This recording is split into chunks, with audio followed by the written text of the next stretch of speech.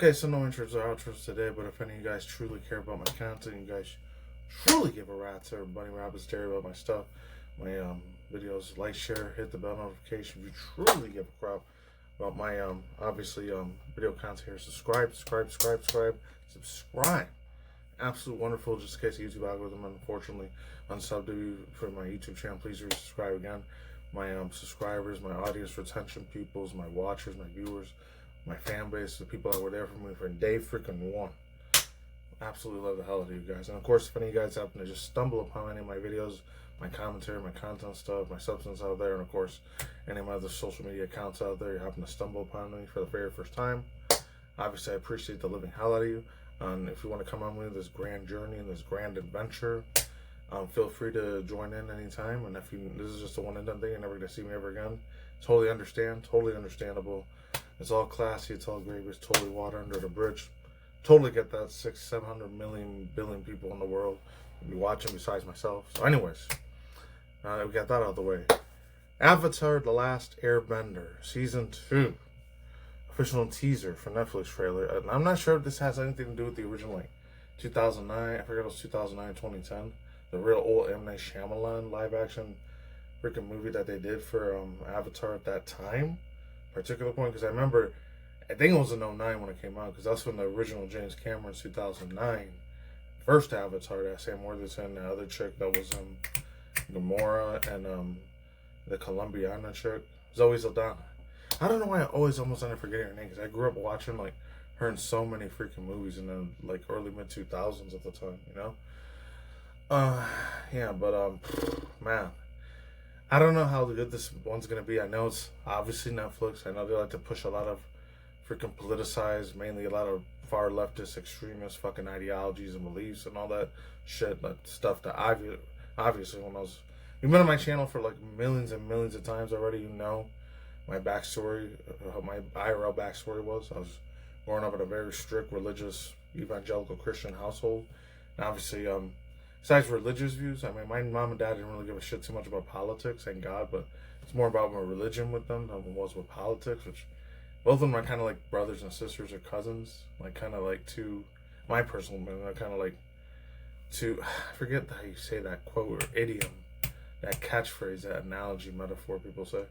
They're both cut from the same cloth in a way, so like, they probably would have been more hardcore Republican than Democrat. You know, granted, I'm from a Hispanic Latino minority household, but as you automatically assume, no offense to white people, like some automatically assume they're gonna be like black people, and they think they're gonna be all Democrats and shit, which guarantee you, shit you fucking not. Like, that is not how my fucking household was going at the time, because my dad was very, not super ultra religious, but a little bit religious. Like, it got to the point where it was annoying as fucking hell, honestly. Not gonna lie. You know, granted, you know, the morals and all the other shit, the morality of can't commit the 10 evil sins of the commandments of the Bible and shit. Yeah, I freaking understood that shit from day one, even when I was like 6, 7-year-old 90s kid. Just, to me, it just one at that time, it won in one side of the year and then went out the other, because I really didn't give a fuck at that time. I just cared about playing my video games, anime, and watching my movies and shit without being fucking disturbed in the mid-late 90s, early mid-2000s, especially my teen years, man. It was even way more actually irritating to hear his fucking ass always talk about the Bible this and the Bible that, and Jesus did this, Jesus did that. I didn't give a fucking shit about that stuff back then. But whatever. My dad was very persistent fucking prick sometimes back then. But whatever. Other than that, luckily my mom wasn't as much arm twisty as my pops was, but whatever. It is what it fucking is. It's like sometimes, luckily, thank God, they still let me watch anime and play video games. Thank Jesus.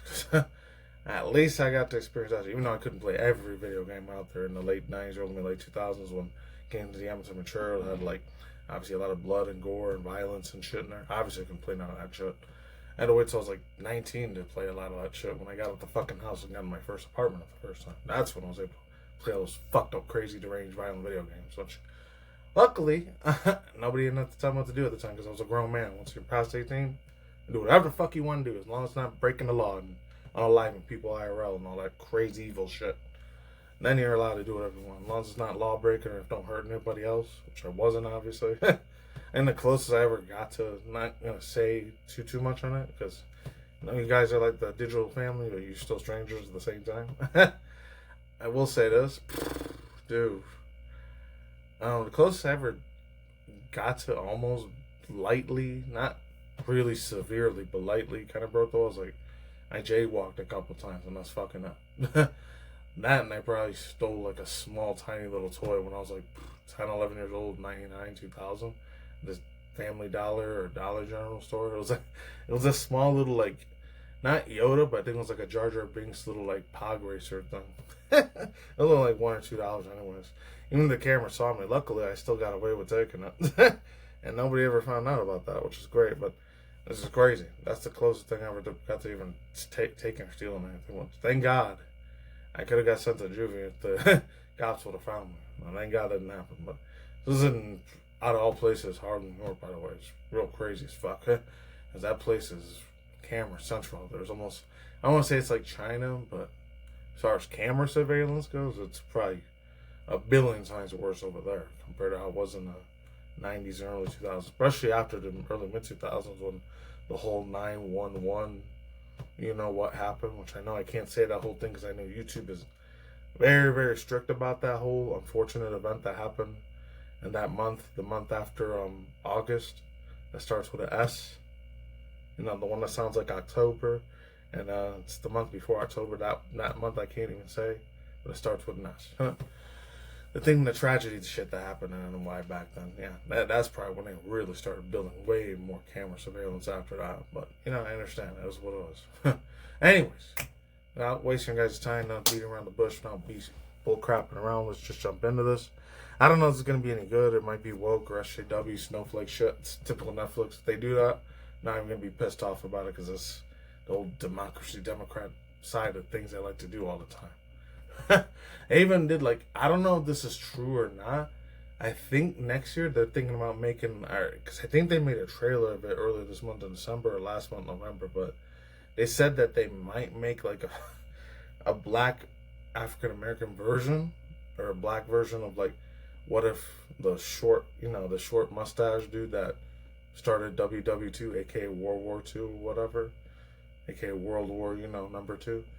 The short, Yahtzee dude that killed a lot of unfortunate small hat peoples that were unfortunately innocent and made that word, the H word, happen.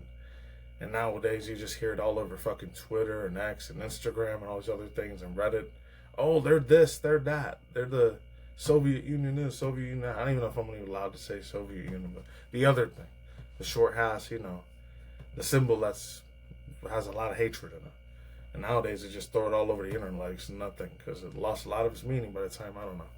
I want to say between 2009 and 2019, but I didn't start realizing until like 2018, early 2019, when the whole culture war shit started happening.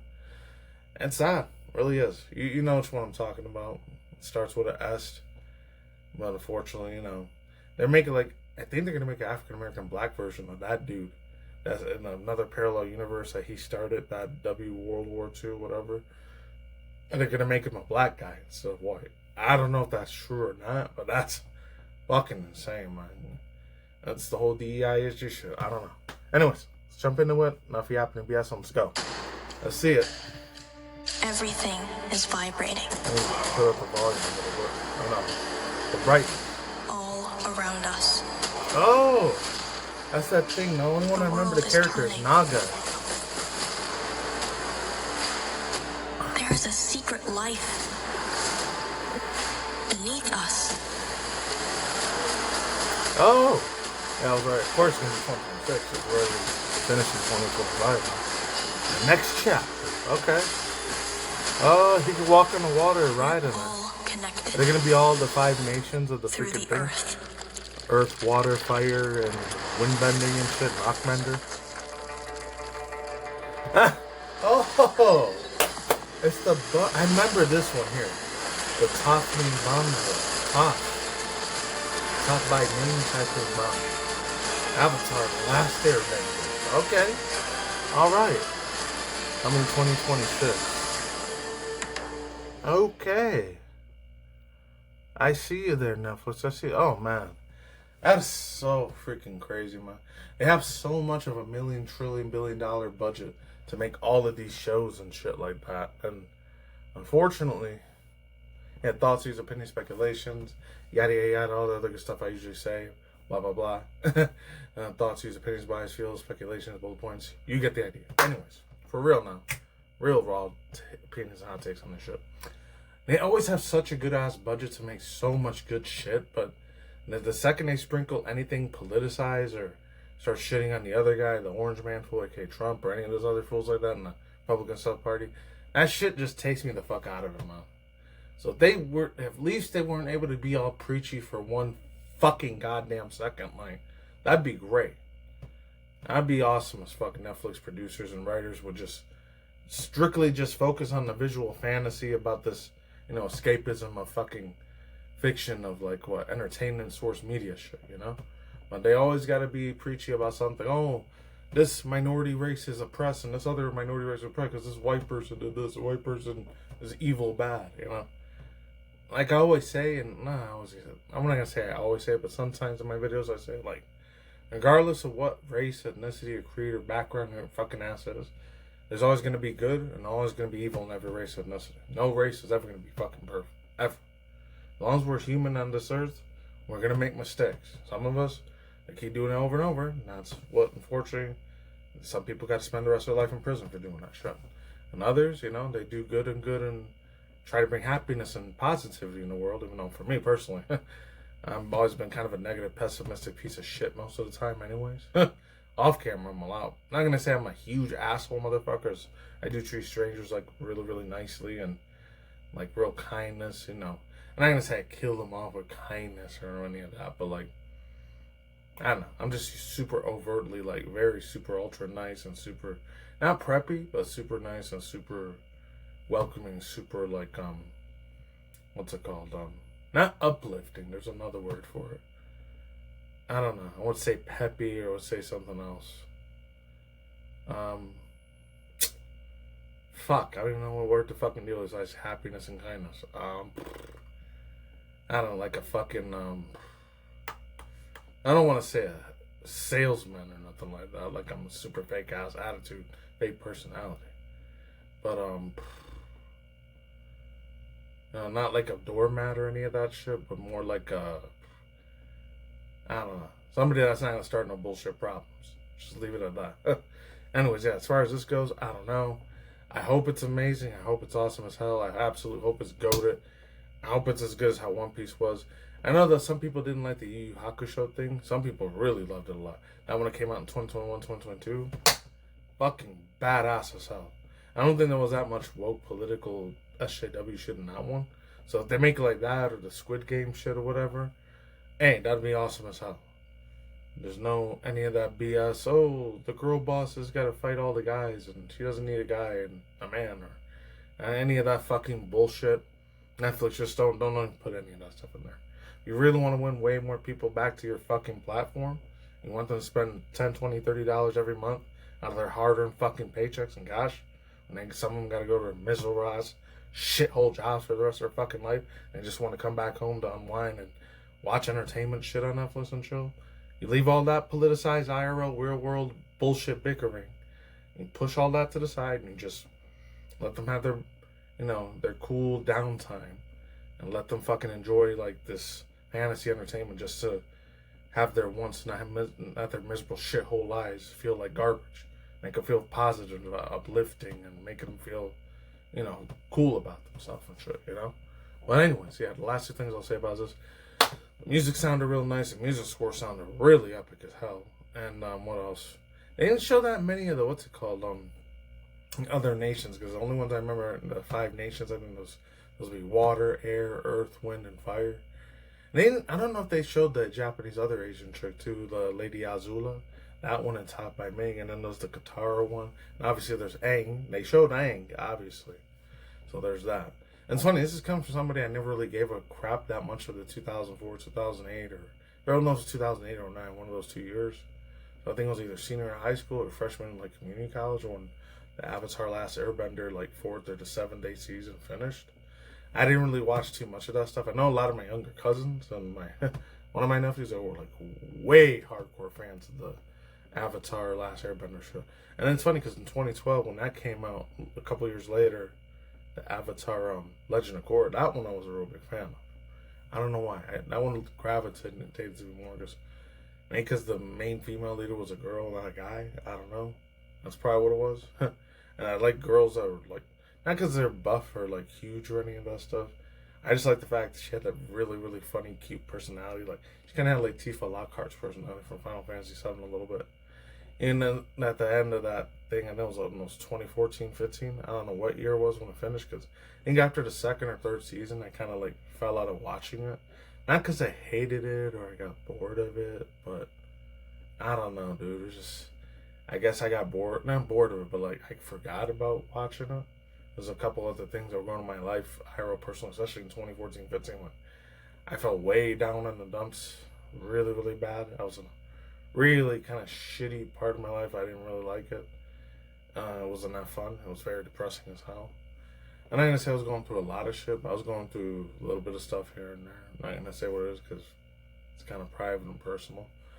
But man, I found out at the end, like, her and then this other girl ended up having this kiss, and I guess they were both lesbians the whole time. I was like, I'm surprised Nickelodeon was the one that even did that, too. I would have been shocked if that would have been Disney that did that, or HBO, or fucking Showtime that would have done that stuff. But Nickelodeon, I'm surprised they did that. I mean, this is what, 2-3 years before the whole 2018-19 thing. The whole hashtag Me Too movement ended up being a fucking thing, and unfortunately, that dude that made a lot of those shows when I was a 90s or 2000s kid, like the show from Keenan and Kel, all of that, the Amanda Show, Drake and Josh, and then stuff in the early mid-2000s. The second, third season for Drake and Josh. And then he ended up doing iCarly and fucking I, Victorious. The I, Victorious and Sam and Cat one, I didn't really grow up with that much, because that's when I was like 20 or 21 years old at the time. And I was, 16 or 17 when the other one came out. I think it was like 2005 or 06 when it came out. So I was kind of getting older in my mid-late teens. So it's kind of around the point where the adults say, oh yeah, you got to grow up out of this cartoon TV show stuff, and it's kind of for kids. You got to watch adult shit now. And I didn't really want to fucking do that, because I still like cartoon animations, even when I was in my early mid-late 20s, even now. As almost a mid-late 30s grown-ass man, I still like cartoon animation shit. Whether it's stuff strictly for adults, or sometimes maybe for teenagers, I don't know. It just depends on how it's all, like, not electrocuted, portrayed. I know there's a special fucking word for it. How it's executed. How it's executed and produced is what matters, you know? But yeah, that's all I gotta say for now. Oh, I totally forgot to say in the beginning of the video, I finally got my haircut thing going on, thank God. Because I needed it. That shit was bothering the fucking hell out of me.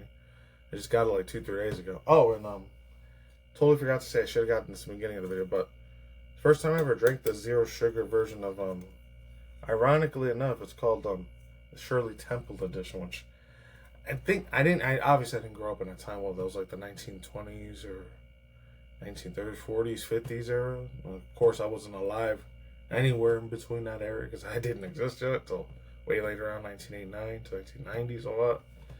And it was alright. It has pomegranate, but I did not taste no cherry in this thing, so false promotion there, 7-Up. If you happen to see this video, make it more cherrier, I guess.